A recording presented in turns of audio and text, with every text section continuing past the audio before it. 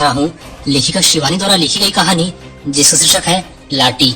इस कहानी के मुख्य स्त्री पात्र 16 वर्ष की एक खूबसूरत लड़की बानो है, जो कि बाद में वह लाटी के नाम से जानी जाती है। इस कहानी में मध्यम वर्गीय समाज में पति के बिना अकेली रहने वाली पत्नी के जीवन की त्रासदी के बारे में बताया गया है।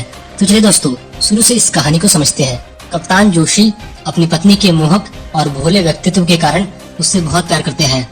अपने विवाह के तीसरे दिन ही कप्तान को युद्ध के लिए बसरा जाना पड़ा था। तब बानो की उम्र केवल 16 वर्ष थी। अपने पति की अनुपस्थिति में बानो ने सास और ननदों के ताने सुने, भतीजों के कपड़े धोए, ससुर के होज बीने और पहाड़ जैसे नुकीले छतों पर 5-5 शेर उड़द पीसकर बढ़िया बनाई। बानो को मानसिक प्रताड़ना भी दी गई कि उसके पति को जापानियों ने कैद कर लिया है और अब वह कभी नहीं आएगा।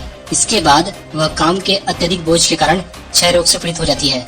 जब 2 साल बाद कप्तान लौटकर घर आता है तो उसे पता चलता है कि घर वालों ने बानो को क्षय रोग होने पर गोटिया सैनिटोरियम में भर्ती कर दिया है। फिर कप्तान दूसरे ही दिन बानो के पास पहुंच गया।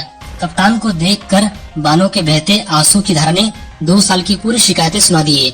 तभी सैनिटोरियम में डॉक्टर ने बानो की मौत नजदीक आने की स्थिति में उसे कमरा खाली करने का नोटिस दे दिया। बानो समझ गई कि उसे भी सैनिटोरियम छोड़ने का नोटिस मिल गया है, जिसका मतलब यह हुआ कि अब वह भी नहीं बचेगी। फिर कप्तान देर रात तक बानो को बहलाता रहा और उसकी सेवा करता रहा। जब कप्तान को लगा कि बानो सो गई तो वह भी सोने चला जाता है, लेकिन सुबह उठने पर बानो अपने पलंग पर नहीं मिली। दूसरे दिन नदी घाट पर बानो की साड़ी मिली। इसके बाद कप्तान को बानो नहीं मिली तो उसने सोचा कि बानो नदी में डूबकर मर गई। जब कप्तान को पूरा विश्वास हो गया कि बानो इस दुनिया में नहीं है तो घर वालों के काफी जोर देने पर कप्तान ने दूसरा विवाह कर लिया। कप्तान की दूसरी पत्नी प्रभा से उसके 2 बेटे और एक बेटी है और अब कप्तान मेजर बन गया है।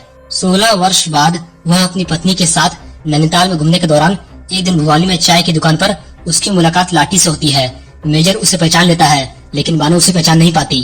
तभी मेजर को पता चलता है कि गुरु महाराज ने अपनी औषधियों से उसका क्षय रोग ठीक कर दिया था, लेकिन इस प्रक्रिया में उसकी याददाश्त और आवाज दोनों चली गई।